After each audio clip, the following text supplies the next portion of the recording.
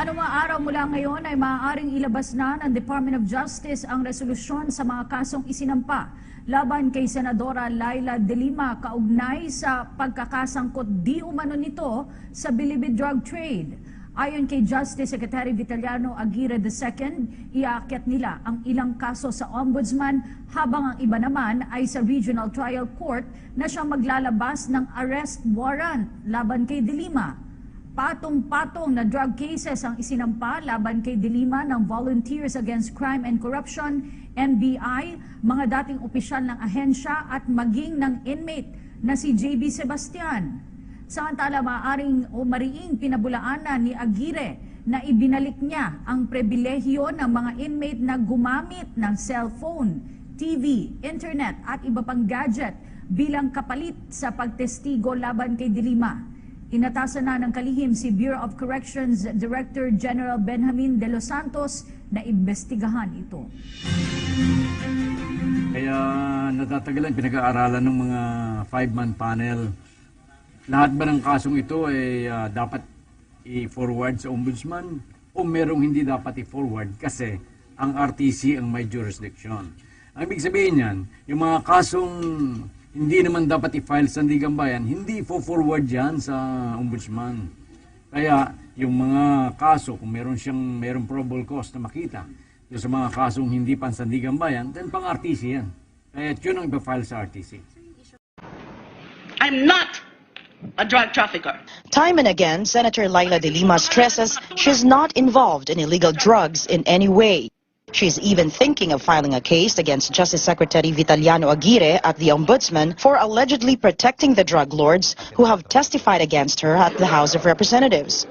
The senator says she has received verified information about the privileges extended to them when they were brought at the AFP detention cell after testifying in Congress. I have proof na nung binalik na nila doon after they testified sa House, rinestor nila yung mga privileges, including the use of cell phones and other communication gadgets. Dahil pangako daw yon ni SOJ sa kanila when they agreed to testify against me. De Lima says she received further information from her reliable source that she might be arrested anytime soon. 4 consolidated cases of drug trafficking were filed against De Lima.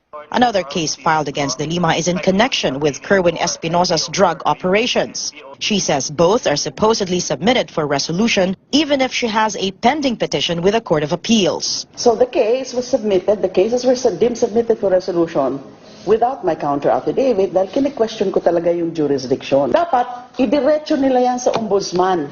And the ombudsman will do its own preliminary investigation. She has filed for an omnibus motion to elevate the case to the ombudsman, which has jurisdiction over the case, and to inhibit the entire DOJ from handling the case.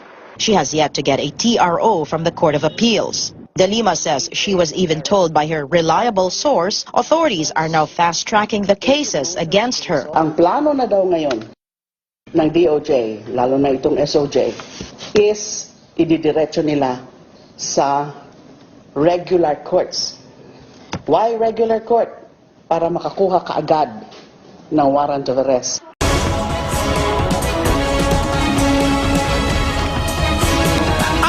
Kontrabandong nadiskubre noon sa New Bilibid Prison na ipapasok pa rin daw para sa mga high-profile inmate na inilipat sa custodial center. Ayon kay Senator Laila De Lima, mismong si Justice Secretary Vitaliano Aguirre II di umano ang pumayag na mabigyan ng cellphone at internet access sa mga drug convict kapalit ng pagtestigo nila laban sa senadora. Itinanggi naman ito ni Aguirre. May report si Mariz Umali. Some of those who testified against me, mga drug convicts, rinestor nila yung mga privileges, including the use of cell phones and other communication gadgets. Pangako daw yon ni SOJ sa kanila when they agreed to testify against me. Ito ang impormasyong gusto raw ibigay ni Senador Laila de Lima sa miyembro ng Commission on Appointments sa Senado na siyang dumidinig sa appointment ni Justice Secretary Vitaliano Aguirre. Sabi ng Senadora, mismo ang kalihim daw ang nag-utos na bigyan ng cellphone at access sa internet ang mga drug convict mula sa bilibid na tumestigo laban kay de Lima, kaugnay ng umano'y drug trade sa loob ng kulungan. May hawak daw siyang matibay na ebidensya. It's the worst kind of hypocrisy. If SOJ Aguirre denies this, I have no choice but to share my proof. Ang sagot ni Aguirre, That's completely false. Bucor yan. May sariling pamunuan yan. Ang ibig bang sabihin ni Senator de Lima, lahat ng nangyayari dyan sa Bucor ay dapat alam ng Secretary of Justice. giit ng kalihim, hindi niya kinukonsente ang VIP treatment sa mga drug convict. Nang malaman ang akusasyon ni de Lima, inutos daw niya agad sa Bureau of Corrections na magsagawa ng investigasyon. Kasunod nito, binuweltahan niya ang senadora. Gusto lang niyang ang mga issues ay palabuin because she knows that anytime darating lalabas na. Resolution lang naman. Advance naman yung arrest warrant. Sa custodial center sa loob ng Camp Aguinaldo sa Quezon City, nakapiit ngayon ng 8 high-profile inmates na tumistigo sa Kongreso laban kay de Lima. Mismong AFP ang nagsabi, may na-monitor silang pagpasok ng mga hindi otorisadong gamit tulad ng cellphones at iba pang gadget, maging TV at executive chairs. Pero wala raw control dito ang militar. Dahil kahit pasilidad nila ang ginamit na detention, ang Bureau of Corrections daw ang namamalakad nito. Sila nang bahala with regard sa pag-determine sinong ikukulong doon, and then paano ililipat doon, paano ang pagmamanage, paano ang pagpapakain, paano ang pagbabantay. Noong December 2016, lumabas sa report ng AFP na maraming bawal na gamit ang ipinapasok sa loob ng kulungan para sa convicted drug lords. Ayon din dito, sinabi raw ng mga nagbabantay na SAF na pinayagan ni Justice Secretary Aguirre ang pagpasok ng mga ipinagbabawal na gamit. Isinumite ang report sa Bucor. Ang di lang sigurado ng AFP ay kung ginawa ng Bucor ang kanilang rekomendasyon. Ang recommendation ng AFP ay una, baklasin lahat ng hindi otorisadong gamit o equipment na nakita. Ikalawa, ipatupad ng mahigpit kung ano ang mga pulisiya hinggil sa tamang security procedure na i-observe sa loob ng facility. At ang ikatlo, ang immediate na pagpapakabit ng CCTV. Ang PNP Special Action Force o SAF ang nagbabantay ngayon sa custodial center. Kanina, nagsadya roon si PNP Chief Ronald Baton de la Rosa para kumprontahin ang SAF kaugnay ng mga di umano'y nakakalusot na kontrabando. Sabi niya, wala naman daw. Kung may pasok man dyan kung ano, that has to be from the DOJ or Bucor. Plano pa rin ni de la Rosa na paimbestigahan ang mga bantay na SAF. Tumanggi naman magpa-interview si Bucor Chief Benjamin de los Santos. Matatandaan sa raid noong 2014 na pinangunahan ni Noy Justice Secretary de Lima na bisto ang magarbong pamumuhay ng mga high-profile inmates sa loob ng New Bilibid Prison. Sa mismo kubol ng mga drug lord, nadiskubre ang mga itinago nilang luxury items, kasama ang malalaking halaga ng pera, matataas na kalibre ng armas at ipinagbabawal na droga. Sa iba pang balita, sinagot ni Department of Justice Secretary Vitaliano Aguirre II ang naging pahayag ni Senadora Laila de Lima hinggil sa pagiging sunod-sunuran umano niya kay Pangulong Rodrigo Duterte. May report ang aming kasama ang si Marita Muaje live.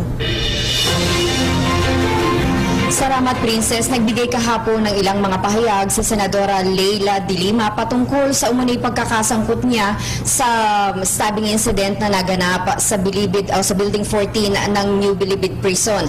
Ito ay yung naunang pahayag ni Secretary of Justice Vitaliano Aguirre II na maaaring may pagkakasangkot umano itong si Senadora at maging sa Senator Trillanes tungkol dito, pero nilinaw din naman ni Secretary Aguirre na hanggang sa ngayon ay itinuturing nilang hearsay ang mga ito. So ngayon, para po linawin ng lahat, makakasama natin live si Secretary Aguirre para po may paliwanag niya yung side niya tungkol dito. Pero bago natin siguro hingin yung pahayag niya tungkol dito sa pinakasitwasyon sa reaksyon niya kay Senator de Lima, tanungin muna natin siya dun sa pinaka-latest update na Secretary, meron daw pong criminal charges na recommendation ang National Privacy Commission patungkol sa pagfa-file laban kay COMELEC Chairman Andres Bautista. Natanggap niyo na po ba yung report tungkol dito, Secretary? Actually, Marita, this is the first time that I heard of that supposed case to be filed against Chairman Andy Bautista. So, as of this time, since we have not read it, we really could not comment on that particular news item. Okay. So ngayon po, dun sa nabanggit ko po kanina, gusto po sana namin kunin yung reaksyon ninyo dun sa naging pahayag ni Senator De Lima na si Pangulong Duterte daw mismo at yung kanyang mga operators ang nasa likod ng pagkakasaksa kay JB para takutin daw to na mag-testify laban sa kanya. Actually, sa totoo lang, true to character ni Senator De Lima, wala siyang ginawa kundi magkaroon naman ng magbintang, mag-name calling, calling me despicable lying bastard, a chronic liar, and a Secretary of Justice without balls. So, alam po ninyo, alam natin na kung sino ang mayroong motibo na patahimikin si JB Sebastian. Hindi po ba nagyayabang pa si Senator De Lima na kung bakit yung ibang mga drug lords ang pinatestigo niyo dyan, bakit hindi niyo patistiguhin si JB Sebastian na alam niya siguro na malapit to sa kanya at hindi titistigo sa kanya, laban sa kanya. Pero apparently, talagang napakalaki ng kasalanan niya si De Lima, kahit mismong yung kanyang kaibigan, si JB Sebastian, ay tumistigo laban sa kanya. So, walang ginawa yan si Senator De Lima, kundi mag-name calling. Wala namang pinipresenta kahit katiting na ebidensya dun sa binibintang niya. Anong ebidensya ang pinapakita mo, Senator De Lima, tungkol sa pagkakasangkot namin ni Presidente Duterte na kung gusto namin patahimikin si JB Sebastian, ikaw ang mayroong motibo na patahimikin si JB Sebastian sapagkat alam mong maraming nalalaman si JB Sebastian. Pero Secretary, sabi po niya, hindi niyo daw po inaako yung responsibilidad nung stabbing incident na ito na kinasangkutan nga ni JB when it happened during your watch. Ba't ko aakuin yun eh? Alam naman natin na ang Bucor po ay hindi isang attached agency lamang namin at ang aking authority lang dyan ay supervision. Wala po akong control dyan and it is under the leadership of administration of the Director General. Kaya po kahit command responsibility ay hindi ko maaaring gawin yan. Ang dapat akuin niya kung ibabalik natin sa kanya yan, ay mismo siya ang pumupunta mo sa Bucor na noong 6 na taon ng kanyang panungkulan ay nag-proliferate ang illegal drug trades, mga binabayaran ng mga special privileges katulad ng pag-transfer o paglabas, pagbisita, lahat yan may bayad. Tapos nagkakaroon pa dyan ng mga concert. So, paano mo may explain yan, Senator De Lima, na nung kapanahunan mo nangyayari yan?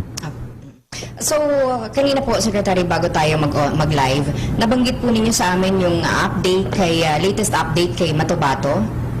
Yes, hindi ba itong si Matubato ay inakusan niya nung isa sa kanyang mga biktima ng frustrated murder sa Digos, Davao.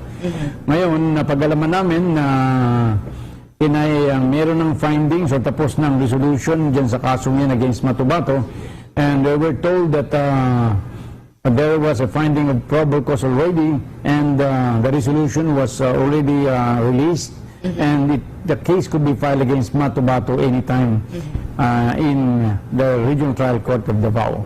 Okay, so yan po mga kaibigan yung mga pahayag ni Justice Secretary Aguirre patungkol nga dun sa mga umanay salita ni Senator Leila De Lima patungkol pa din dun sa bilibid stabbing incident. At yung pinaka-latest update nga po yung maaring may mag-file na ng kaso kay Matubato dun po sa mga nangyaring pagtatangka na naganap po sa Davao.